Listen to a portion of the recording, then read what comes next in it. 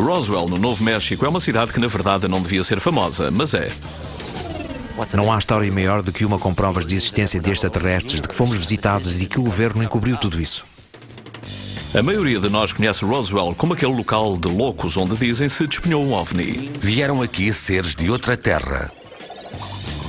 Mas aquilo que parece uma loucura pode não o ser. Suspeito que algures alguém conhece a verdade. Quer os extraterrestres existam ou não, uma coisa é certa. As pessoas adoram estas coisas. Star Trek, a Guerra das Estrelas, gostam de ir ao cinema. Quem acredita em OVNIs sente que esta é a maior história de todos os tempos e podem ter razão.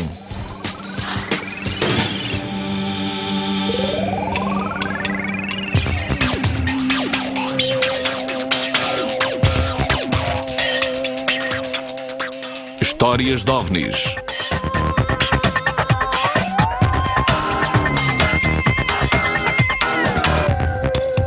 Roswell, a verdade.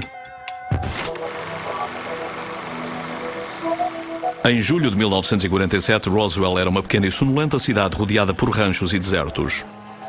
Também era o lar do Esquadrão de Bombeiros número 509, que era o grupo militar mais elitista do mundo. Tinham acabado de largar 2 bombas sobre o Japão e testado mais algumas no Pacífico.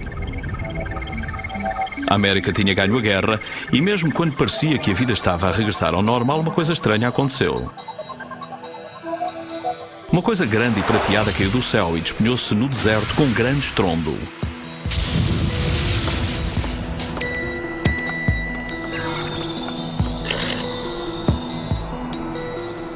Um rancheiro local encontrou partes de de fosse o que fosse aquilo e reportou o achado à base aérea local.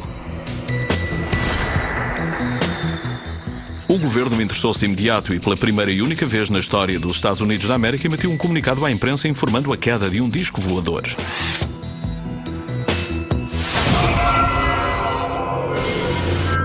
Naturalmente, uma notícia deste calibre saiu nas primeiras páginas de todo o país.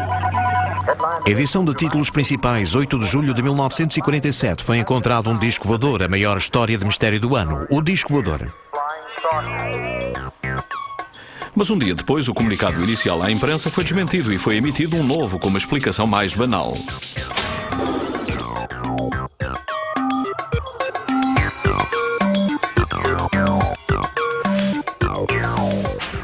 Nesses 2 comunicados à imprensa é onde a história se torna tão suculenta.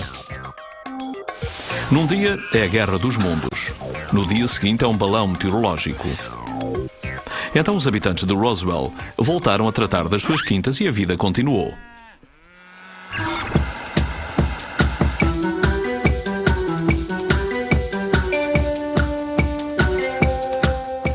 Mas claro, a história não terminou aqui. Algumas pessoas não se conseguiam esquecer do assunto.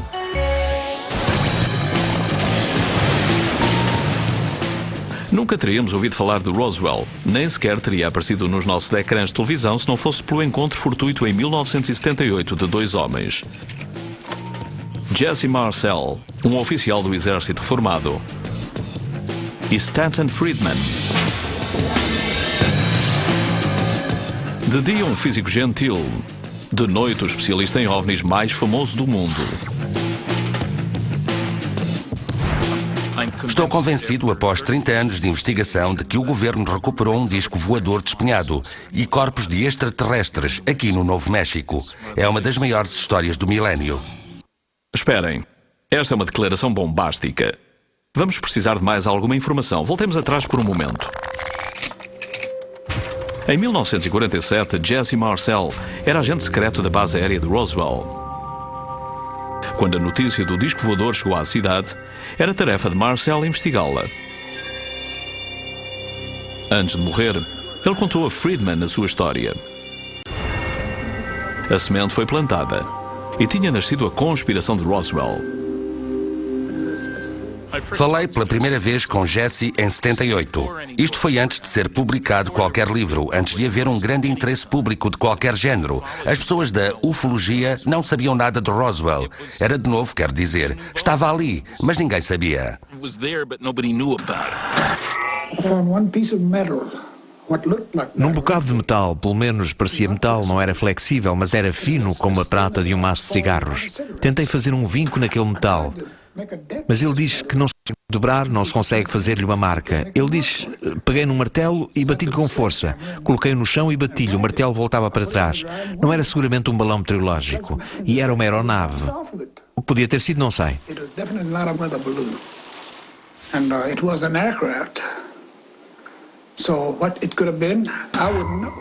Não havia motivos para ninguém mentir naquelas circunstâncias. Para não esquecer o facto de estarmos a sugerir que o agente secreto do grupo militar mais elitista do mundo ia inventar uma história disparatada como esta. Não faz qualquer sentido.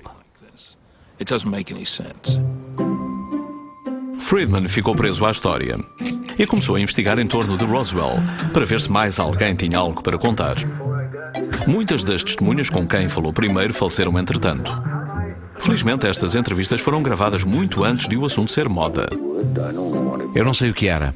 Era parecido com madeira balsa, mas não queimava, e não o consegui cortar com a minha faca. Havia um pequeno pedaço de material, podíamos amarrotá-lo, depois soltá-lo, e ele tornava a ficar direito. Não o conseguíamos vincar.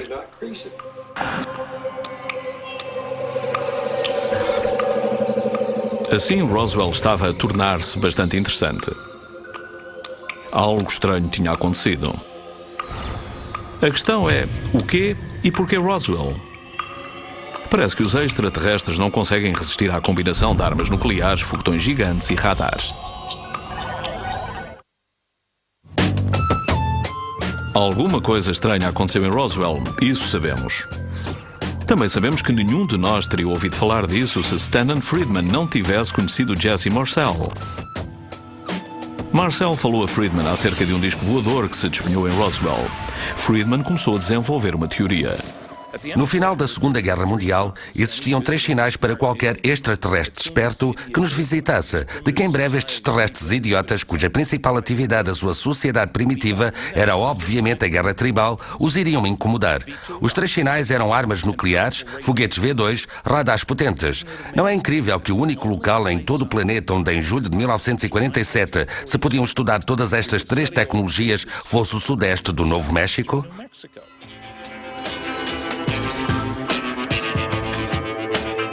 Em algum momento do percurso, Friedman desenvolveu a capacidade de saber em que estão os extraterrestres a pensar.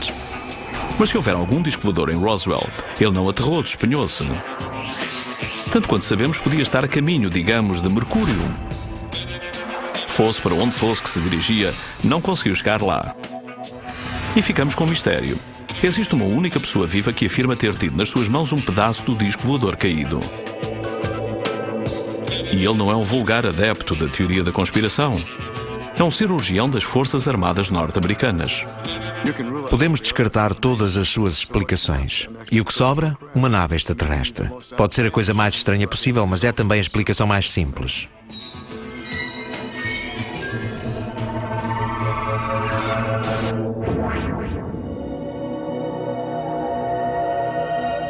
Felizmente para nós, antes de regressar ao hangar 84 com pedaços do disco voador caído, Jesse Marcel parou em casa para os mostrar à sua mulher e ao seu filho Jesse Marcel Jr. Nessa noite de julho em Roswell, aquela que nunca esquecerei por ser única, foi um marco de divisão na minha vida antes do acontecimento e após o acontecimento. Eu estava a dormir profundamente, era 1 ou 2 da manhã. O meu pai veio ao meu quarto e acordou-me, disse-me: "Chega aqui, Jesse, tenho uma coisa que te quero mostrar." Ele estava muito excitado e o meu pai não era pessoa de se excitar, era muito invulgar nele. Por isso eu soube que fosse o que fosse, tinha de ser muito importante. Ele também foi acordar a minha mãe e tinha colocado alguns destroços no chão da cozinha. Então ele disse: "Isto é material de um disco voador." Havia alguns que pareciam fragmentos de traves em I, e na superfície interior estava o que eu pensei ser escrita hieroglífica, e perguntei: "O que é isto?" Marcel e o seu pai recriaram de memória um pedaço dos destroços para que pudessem mostrar ao mundo aquilo que viram naquela noite.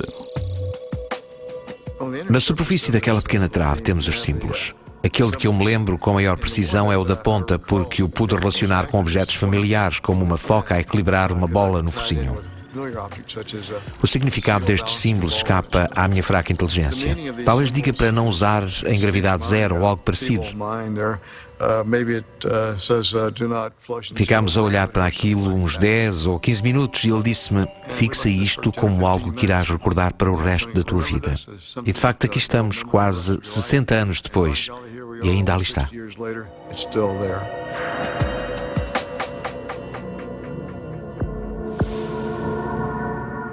Tal como seu pai, Jesse Jr., entrou para as Forças Armadas. Tem sido cirurgião há 40 anos. Com apenas 2 semanas de férias este ano, ele decidiu vir a Roswell e reconstituir os passos do seu pai. Foi para ali, para o hangar 84, que o seu pai levou os destroços. E pela forma como Jesse conta, esses destroços foram rapidamente trocados pelos militares para despistar os jornalistas.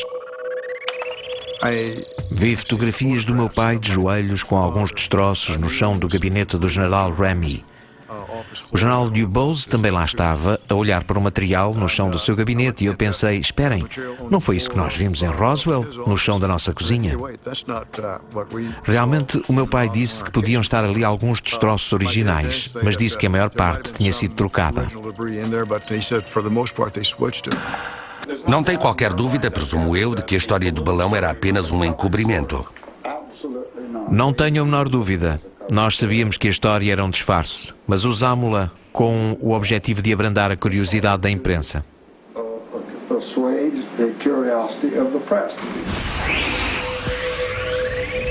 Vamos assumir por um momento que caiu de facto um OVNI em Roswell. Por que quereria o governo encobrir isso? Tinham passado 2 anos da Segunda Guerra Mundial. As tensões globais estão elevadas e a Guerra Fria está a aquecer. Podia não ser a melhor altura para admitir que não temos controle dos nossos próprios céus. Seria muito surpreendente se não o tivessem encoberto. O que iriam dizer? Que os extraterrestres estavam de visita? Não sabemos o que eles querem, de onde vêm ou como operam. Pensamos que gostariam de saber disto. Esperem. A pergunta que agora se impõe é porque é que o governo nos disse em primeiro lugar que era um disco voador? Existem 2 possibilidades. Primeira, alguém num posto inferior da cadeia de comando ficou entusiasmado e cometeu um erro simples. Mas o protocolo militar detectou que um comandante da 509 tinha de autorizar uma comunicação à imprensa. Por isso, um erro simples parece improvável. Segunda possibilidade foi desinformação planeada. A teoria é a seguinte: admitir que é um OVNI e depois oferecer uma explicação mais plausível como um balão meteorológico. Acreditaremos muito mais facilmente de que era um balão meteorológico do que uma nave interestelar. Obviamente não é tão fácil de fazer como parece. Em primeiro lugar, havia pessoas na cidade que sabiam de alguma coisa. Em segundo lugar, deixar sair na imprensa uma história que depois podia ser desmentida era uma excelente forma de fazer as coisas. As pessoas acreditaram no encobrimento. Fazendo perguntas em Roswell, Stan tinha descoberto uma história suculenta. Não tem de quê. Muito gosto em conhecê-lo. Igualmente, Becky. Como abelhas no mel, ufólogos de todo o lado invadiram Roswell. E todos tinham uma opinião.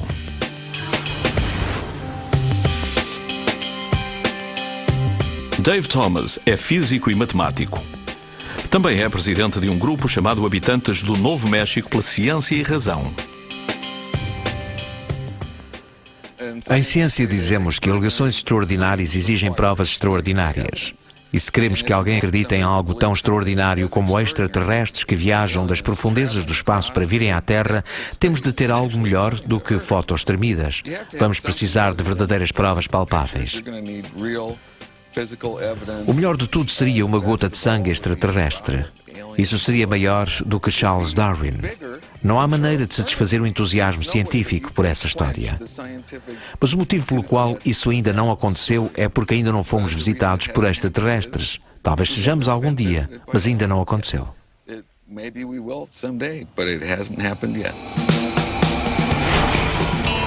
Então, como se explica isto?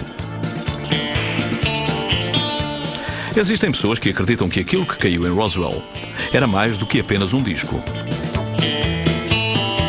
Tom Carey e Don Schmidt são investigadores de OVNIs experientes. Dedicaram mais de 20 anos a esta história e estão convencidos de que descobriram a verdade. Aquilo que se despenhou em Roswell não era deste planeta. Isto foi-nos confirmado por dezenas de testemunhas que viram a nave e os seus ocupantes mortos. Ocupantes mortos. Verdadeiros extraterrestres mortos? Isso já é alguma coisa. Eram uns 5, 6 ou 7 cadáveres, encontrados em 3 locais, julgamos nós. Só há alguns anos atrás descobrimos que Mac Brazel, que encontrou o destroço original, também encontrou corpos num local apenas a alguns quilómetros do campo de destroços. E como sabem eles disto? Tom e Dom falaram com testemunhas e as suas filhas, irmãos e netos, e todos descrevem coisas bizarramente semelhantes. Penso que pela própria consistência das declarações das testemunhas oculares estávamos a lidar com algo, como afirmou uma vez um dos agentes reformados. Bem, algo que ele de certeza não vinha do Texas.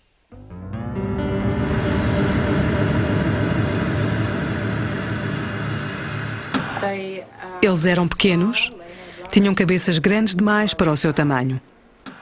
Tinham cabeças muito grandes que eram mais largas em cima. Depois afunilavam para baixo. As cabeças eram muito maiores do que os corpos. Era desproporcionada para o tamanho do corpo, a cabeça. Os olhos eram muito profundos, muito recuados. A coisa mais incrível dos crânios é que eram como que flexíveis, não eram como um crânio duro. O avô disse que as cabeças deles eram muito grandes e que o fatinho que tinham vestido era como seda ou algo parecido.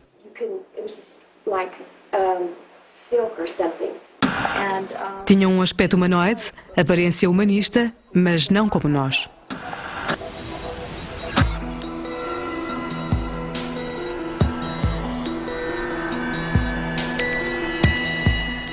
Temos de admitir, isto é bastante estranho. Por que motivo exatamente haveriam de todos estes indivíduos distintos inventar a mesma história? Por mais improvável que possa parecer a algumas pessoas, embora para mim a noção dos cadáveres faça perfeitamente sentido. Tinha de haver uma tripulação na nave, claro. Porque se despenhou, provavelmente alguém cometeu um erro. São tripulações, seres, indivíduos pensantes.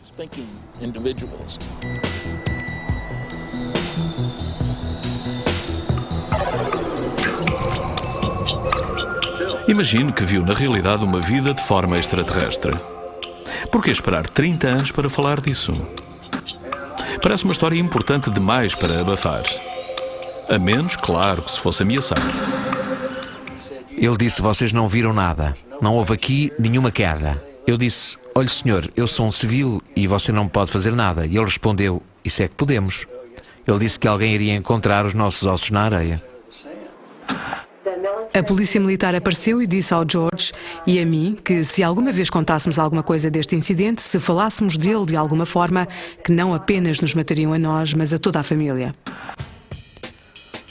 Uma das poucas vezes que me lembro de o meu pai estar muito sério foi quando ele chegou e disse à minha mãe, olha, isto não aconteceu nada de nada. Por isso, não fales às tuas amigas sobre isto, ou melhor ainda, não fales com ninguém. Existem problemas com as declarações de testemunhas. Talvez elas queiram acreditar tanto que não se apercebam de que estão a esticar a verdade. Para Roswell, em particular, há um enorme problema. Os 40 ou 50 anos que, entretanto, passaram. Nem sequer se encontra o episódio nos livros sobre OVNIs dos anos 60. E de repente, como a Fênix das cinzas, Roswell desenvolve-se e torna-se numa mitologia vasta e em expansão. E um dos sinais de que não passa de uma mitologia em expansão é a divergência das histórias.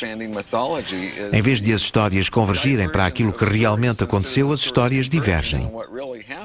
Em vez de uma localização da queda, temos 6 locais de queda diferentes. Podem escolher. Conforme o vosso autor de OVNIs preferido, podem escolher qual o local da queda. Aqui está uma das teorias acerca de locais de queda. Dom e Tom vão agora ilustrar as suas descobertas usando este quadro gigante. É nossa convicção que a 32 km a sul-sudeste de Corona houve uma explosão que fez chover destroços nesta localização em particular. Ao longo da linha da trajetória do objeto caíram alguns corpos neste local, 3 ou 4 km para este-sudeste.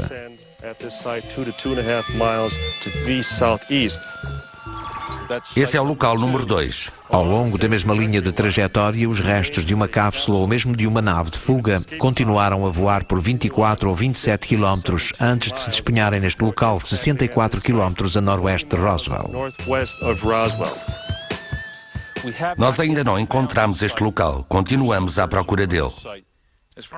Na minha opinião, houve 2 quedas. Penso que algumas pessoas que querem partilhar a glória de Roswell, que querem que brilhe sobre elas, falaram sobre outras localizações que continuam a ser referidas, mesmo muito depois de os dados mostrarem que não existem. Para muita gente é a construção de uma carreira. Livros, filmes. Eu não consigo 770 euros pela minha palestra. Os discos voadores não são reais. As pessoas não querem gastar 770 euros para ouvir isso. Se o abrir, eu assino-o. Está bem. Isso quer dizer que tenho de o comprar. Eu não estava a brincar. 168 minutos. Eu estava ali sentado com o Shatner e ele deu uma cotovelada e disse: Don, vendemos tudo. Bom espetáculo esta noite. Agora a história de Roswell deu vida à sua própria indústria. Todas estas investigações levantaram uma tempestade de poeira de controvérsia. Os anos 80 são passados a discutir.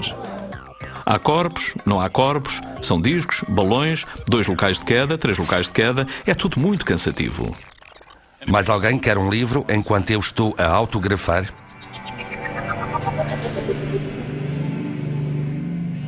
Então algo realmente surpreendente aconteceu.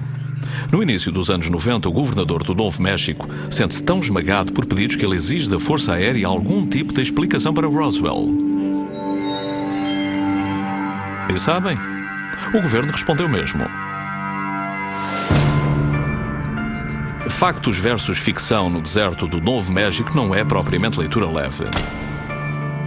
Depois de gastar milhares de euros e de empregar 30 agências governamentais durante mais de 2 anos, a Força Aérea produziu um relatório de 975 páginas, alegando que aquilo que realmente se despenhou em Roswell era um projeto ultra-secreto chamado Mogul.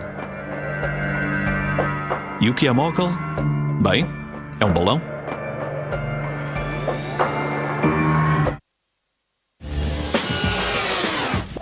Alguma coisa se despenhou perto da cidade de Roswell, no Novo México. O exército norte-americano diz que foi um balão meteorológico chamado Mogul e emitiu o relatório Roswell. Com 900 páginas, parece uma tremenda quantidade de esforços para provar algo tão simples. Alguns diriam, é muito suspeito. O projeto Mogul é um engodo, sinceramente. Tudo acerca dele está errado. As características do material, conforme descrito pelas testemunhas no campo, não correspondem. Mogul, sim. Um tipo de película metálica que qualquer criança de 3 anos podia rasgar. Paus de madeira balsa que qualquer miúdo de 4 anos podia partir. E as testemunhas dizem que as peças com formato de traves em I não se conseguiam partir, nem se conseguiam queimar. Não é a mesma coisa. Outra coisa acerca de Mogul, supostamente super secreto, extraordinariamente secreto. Não havia nada de secreto na tecnologia do balão. A rádio falava de tudo o que estivesse relacionado com ele. A única coisa que era secreta era o seu objetivo. Na página 302, a Força Aérea também produz uma explicação para os misteriosos símbolos de Jesse Marcel. Alegaram que era fita cola com desenhos de flores doada por uma empresa de brinquedos. A única testemunha cuja idoneidade posso atestar é Charlie Moore, o meu professor de física que lançou as coisas. Ele é um físico muito respeitado e viu em primeira mão aqueles defletores de radar com os símbolos engraçados que pareciam extraterrestres. Ele deve ter visto centenas deles e pensado, pergunto-me porque é que os fabricantes de brinquedos estão a pôr estes símbolos engraçados nos nossos refletores de radar. Ali está outro. Já vi alguma dessa fita e é muito mais larga, muito maior que esta e tem mesmo flores e não este tipo de símbolos. Por isso posso comparar com aquilo que parecem, mas não foi o que vimos. Ponto final. Então a questão fica esclarecida. Lembram-se disto? O melhor de tudo seria uma gota de sangue extraterrestre. Sangue extraterrestre. E que tal não apenas sangue extraterrestre, mas uma cabeça extraterrestre? Pernas extraterrestres. Na verdade, um extraterrestre inteiro. Cuidado com aquilo que pedem, podem consegui-lo. O infame filme da autópsia do extraterrestre. E foi aqui que tudo começou. Atrás de mim estão as placas indicando o suposto local de queda de uma nave extraterrestre e de 3 corpos de alienígenas encontrados em 1947.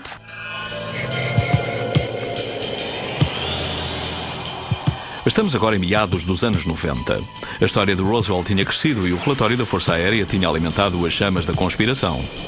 Existe tanto barulho acerca de Roswell que a América tinha ficado obcecada por extraterrestres.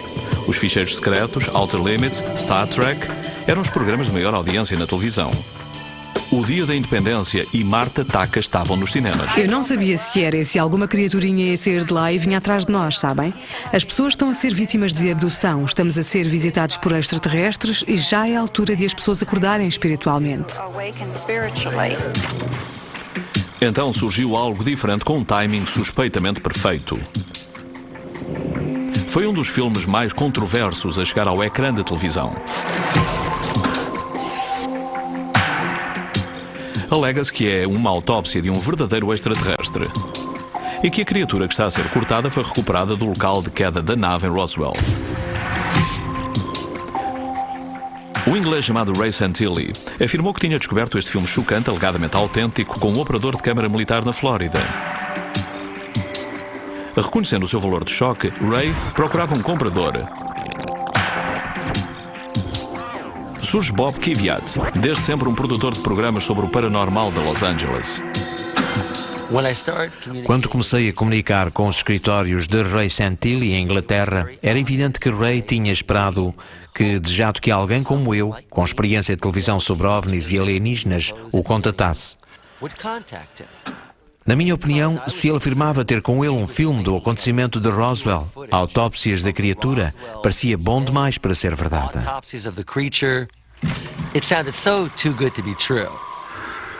Mais do que apenas intrigado, Bob Kiviat partiu de avião para a Inglaterra para verificar se o filme merecia toda aquela excitação.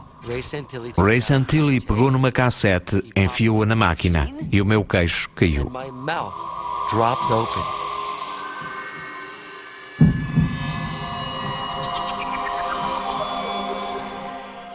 Parecia um extraterrestre fêmea pequenina, que estava grávida. De imediato a minha mente começou a fervilhar de ideias acerca do que isto poderia ser. Parecia literalmente um filme de ficção científica. Depois a situação desenrolou-se e o resto já é conhecido. Assisti a toda a autópsia da criatura, aquilo que o público veio a conhecer como a autópsia do extraterrestre, com certeza sempre de queixo caído. Não creio que tenha proferido uma palavra. Talvez tenha dito inacreditável, talvez tenha dito incrível. Parecia potencialmente autêntico.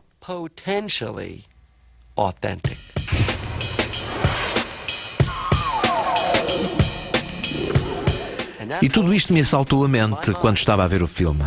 Vai ser praticamente impossível não mostrar isto ao público americano, foi o que eu senti.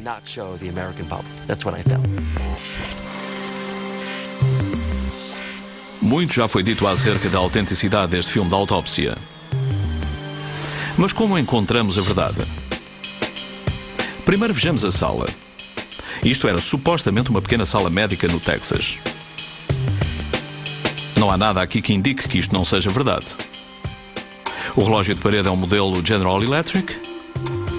Eles fabricavam-nos em 1947.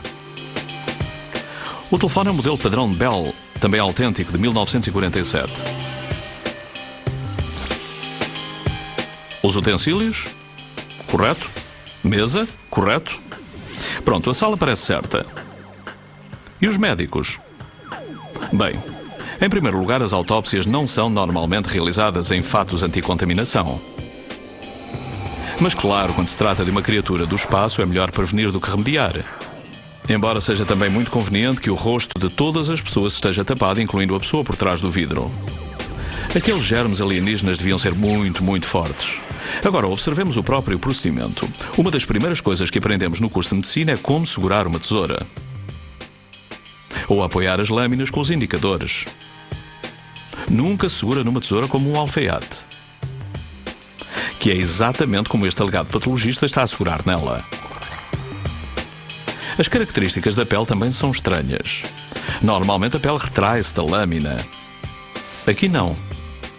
Reage mais como, digamos, borracha do que como pele. Mas há uma questão ainda maior.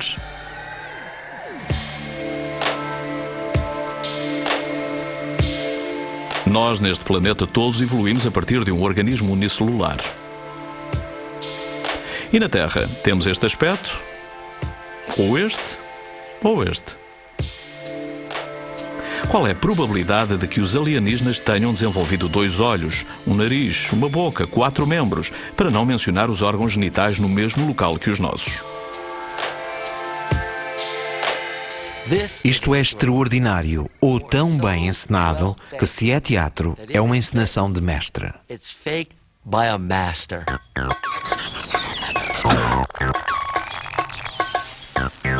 Mas qual o mestre? Seria Ray Santilli? Seria uma super equipa de efeitos especiais? Ou misterioso operador de câmara? Talvez nunca cheguemos a saber. Porque quando Bob Kvyat comprou o filme Ray, havia uma condição importante. O operador de câmara tinha de permanecer anónimo. Ele nunca mais será contratado. Eu não o posso entrevistar. Não há garantia de que eu alguma vez me encontre com ele como parte do documentário para a Fox. E o incrível é, o motivo pelo qual o operador de câmara teve de vender o filme foi para pagar o casamento da filha.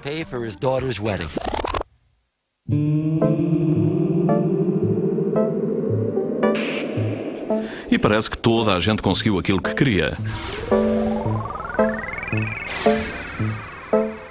A cadeia Fox emitiu o programa e 30 milhões de pessoas ficaram coladas aos seus televisores. Atualmente não foi provado que o filme seja verdadeiro, mas qualquer pessoa que anteriormente não soubesse nada acerca de Roswell podia agora juntar-se à discussão.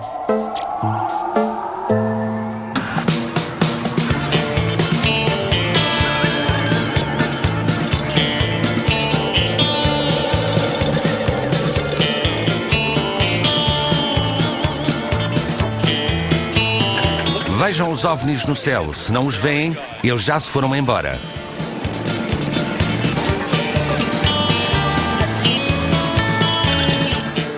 A lenda de Roswell estava a crescer.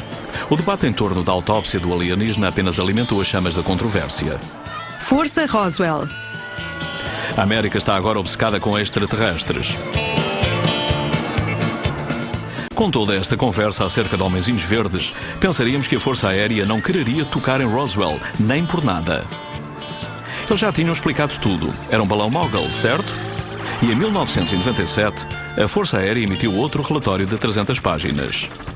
Este chamou-se o relatório Roswell, caso encerrado.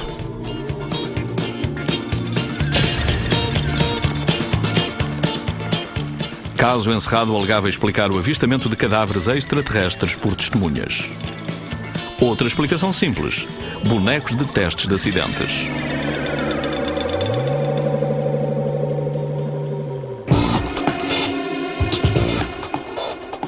Nick Redfern é investigador de OVNIs, autor de 7 livros sobre o paranormal. Quando apareceu a teoria dos bonecos de testes de acidentes, ele formou de imediato a sua opinião. Roswell continua a desafiar as explicações e penso que devido a isso o mistério mantém-se. E as pessoas dizem, bem, talvez se tenha despenhado um OVNI, talvez fossem bonecos de testes de acidentes. Mas então as pessoas perguntam legitimamente, será possível que tenha sido mesmo tudo um erro e fosse um balão meteorológico? Pessoalmente não compro essa teoria e acho muito suspeito que o governo tenha vindo a público com todas estas teorias diferentes. Por que diabo iria a Força Aérea largar bonecos de testes de acidentes sobre o deserto? Para testar coisas como bancos de injeção a grandes altitudes? Parece razoável. O único problema é só começaram a largar os bonecos em 1953. Entre 53 e 47 vão 6 anos. Isso é viajar no tempo para os bonecos, o que é francamente absurdo. Em segundo lugar, os bonecos de testes de acidentes tinham de ser do mesmo tamanho e peso do que os pilotos. As testemunhas disseram-nos que a altura deles era de 1,05 m, 1,20 m. A cor foi descrita de várias formas, desde verde rosado, verde acinzentado, olhos enviesados, sem nariz, só 2 pequenas narinas, uma abertura de 2,5 centímetros como boca, 2 pequenos orifícios como orelhas, sem cabelo, e a cabeça tinha a forma de um ovo invertido. O nosso desacordo não é com as nossas testemunhas, mas antes com a Força Aérea. Eles dizem que eram bonecos de testes de madeira adiantados 6 anos, e as nossas testemunhas dizem que eram seres não humanos recuperados. Para além da questão de as pessoas terem visto bonecos de testes de acidentes ou extraterrestres, existe uma outra. Porque está a Força Aérea a gastar mais dinheiro e tempo para desacreditar alegações acerca de corpos alienígenas. É fácil de dizer, agradeço, mas você protesta demais. Não existe qualquer outro caso em que tenham investido, nem de longe, tanto tempo, dinheiro, esforço, energia, mentiras, etc., como neste caso. Penso que estão perfeitamente conscientes de que se o público engolir Roswell, eles foram acusados como sendo mentirosos, como retorcendo a verdade, criando encobrimentos. E há algumas pessoas que não querem ouvir isso.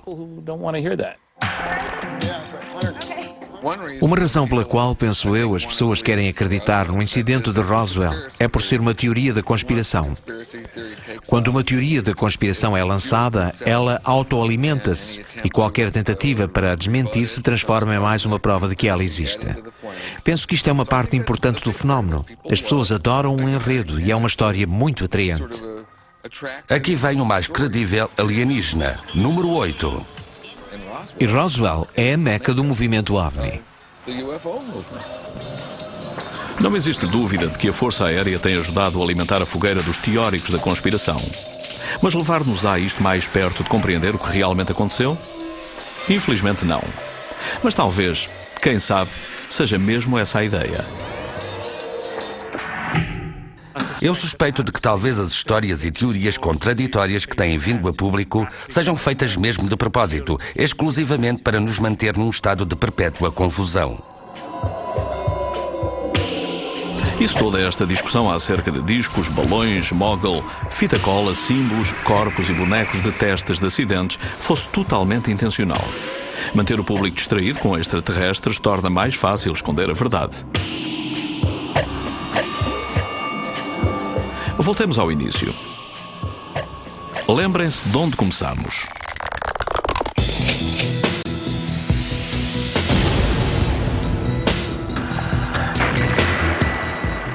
Passam 2 anos da Segunda Guerra Mundial. O grande inimigo dos Estados Unidos da América não eram os alienígenas, mas os nazis. Talvez a população de Roswell tenha mesmo visto um disco voador. E se ele não fosse de outro planeta? E se fosse uma nave ultra secreta de concepção nazi? Um dos rumores que se tem ouvido há muitos anos é o facto de os nazis estarem a trabalhar para tentar desenvolver veículos do tipo disco voador. Muitos desses rumores e histórias foram desmentidos como falsos, histórias do diz que disse e lendas, em muitos casos acertadamente. Mas existe um pequeno núcleo de provas que sugere que os nazis estavam a trabalhar, naquela época precisamente, para aperfeiçoar uma nave circular. Os registros do FBI falam de entrevistas conduzidas com prisioneiros de guerra e pilotos de caça alemães, que tinham de facto assistido a voos experimentais de naves em forma circular, em aeródromos na Alemanha nazi durante a Segunda Guerra Mundial. Mas o que tem isto a ver com Roswell?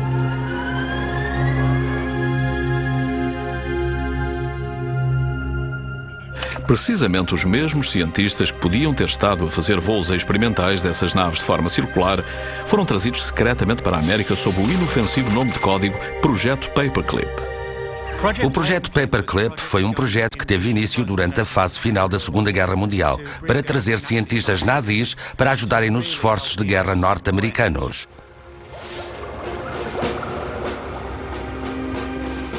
Obviamente, no final da Segunda Guerra Mundial, tornou-se claro que os russos iriam ser o próximo grande inimigo. E com a Alemanha nazi derrotada, o plano era agarrar o maior número possível de cientistas nazis, antes que os soviéticos lhes conseguissem deitar a mão. Adivinhem para onde eles foram levados? Para o sudeste do Novo México. Seria a queda em Roswell, na verdade, um disco voador nazi? E se aquilo que se despenhou em Roswell não fosse um balão meteorológico, tal como afirma o exército norte-americano?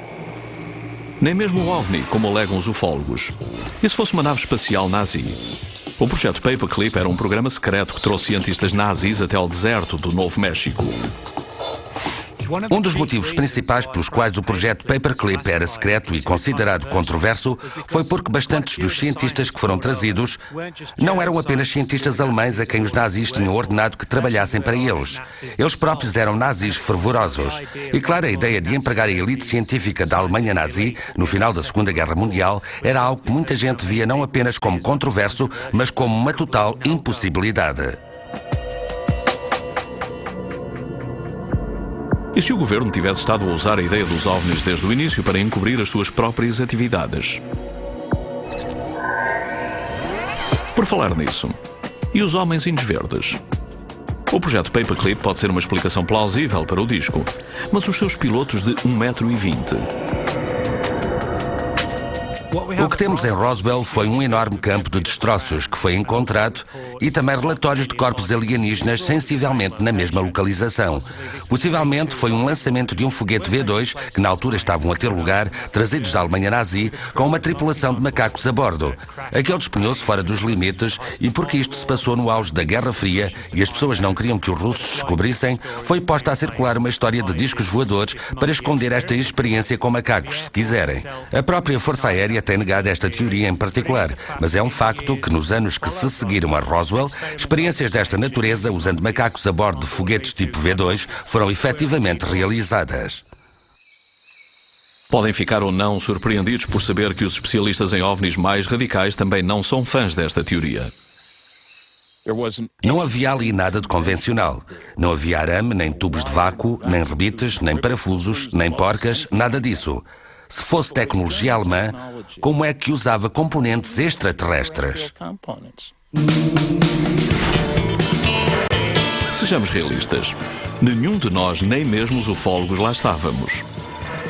Desde 1947, as pessoas procuravam a verdade daquilo que aconteceu em Roswell. Mas virá a verdade alguma vez ao de cima?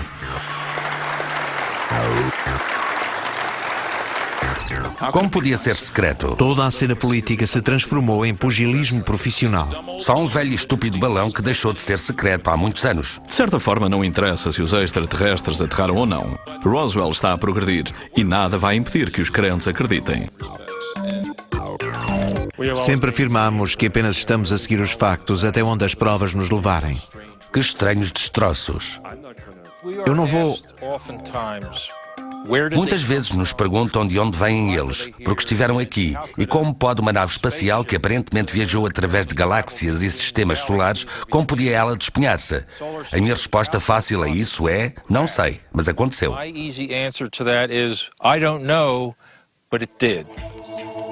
Não me ocorre um assunto mais excitante, e o que me estimula mais é a reação do público. Sim, tenho os meus críticos entre os ufólogos, mas se aprendemos algo novo, temos a responsabilidade de falar nisso. É isso que estou a fazer, estou a falar disso.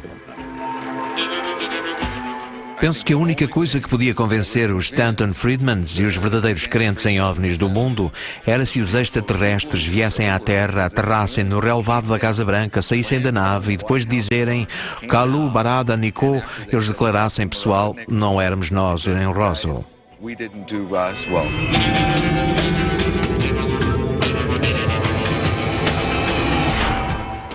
Pode dar-se o caso de, em algum arquivo militar ou num cofre algures, termos a prova definitiva.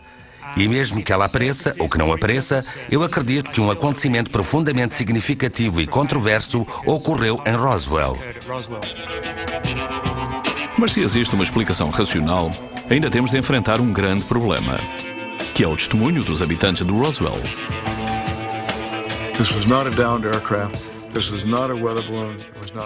Pelos nazis ou os russos, ou seja o que for, não eram dos nossos. Isto vinha de outro local.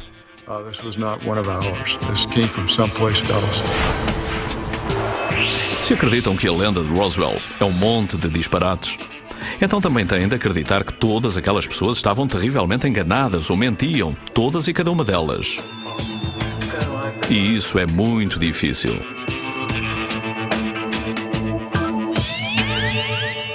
Mas em última análise, A decisão é vossa.